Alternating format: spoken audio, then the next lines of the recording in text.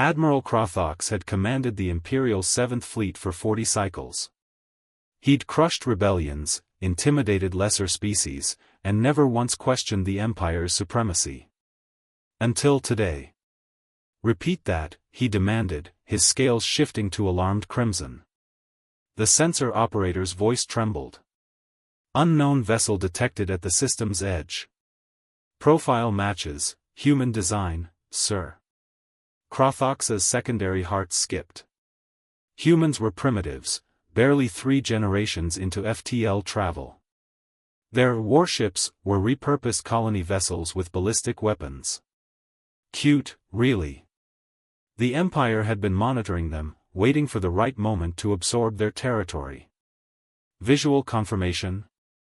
The main screen flickered. What appeared made Crothox's blood freeze. It wasn't a ship. It was a statement. 2 kilometers of raw aggression hung in space, bristling with weapon batteries that covered every angle. No elegant curves, no artistic flourishes, just brutal functionality.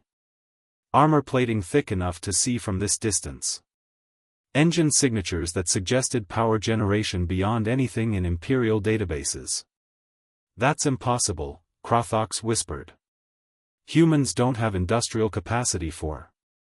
"Sir, it's hailing us." A human face appeared on screen. Female, young by their standards, with cold eyes that had seen things. "Imperial 7th Fleet, this is Captain Rivera of the UHSN Indomitable. You are ordered to withdraw from Verdant space immediately." Crothox activated his translator, laughing. "Little human, you pilot 1 ship. I command 300. Leave now, and we'll forget this insult." Rivera's expression didn't change. "Admiral, that's not 1 ship." The sensor board exploded with alerts. Space folded, twisted, screamed. 50 human warships materialized in perfect formation, each matching the Indomitable's impossible specifications. "Stealth technology?" Crothox roared. "How?"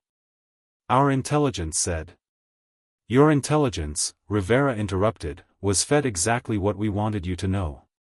For 18 months, you've been watching our primitive colony ships. Meanwhile, we've been building this." She gestured behind her, where crew moved with military precision. "Did you really think a species that went from atmospheric flight to moon landing in 60 years would stay primitive?" Crothox accessed emergency protocols. The Empire's war computers ran simulations. Results came back instantly, 87% probability of Imperial defeat. Against humans. Against primitives who should still be figuring out basic fusion. "This is a trick." "Holograms. You're bluffing." Rivera nodded to someone off-screen. The Indomitable's forward batteries fired, not at the Imperial fleet, but at a dead moon 3 million kilometers away.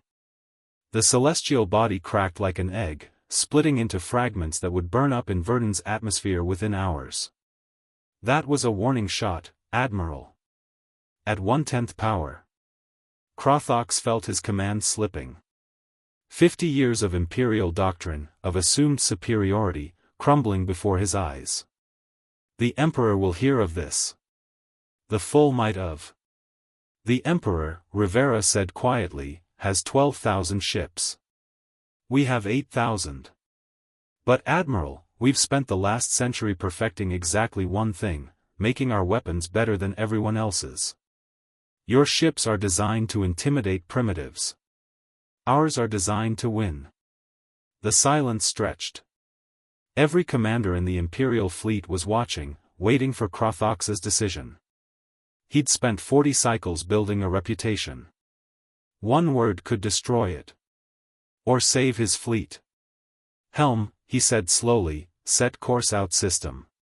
Best speed." As the Imperial 7th Fleet retreated, Rivera allowed herself a small smile. "Mark this date," she told her crew. "Today, the galaxy learned, humans don't catch up. We leapfrog." Behind them, the fractured moon burned like a promise in verdant sky, a reminder that underestimating humanity was a mistake made only once.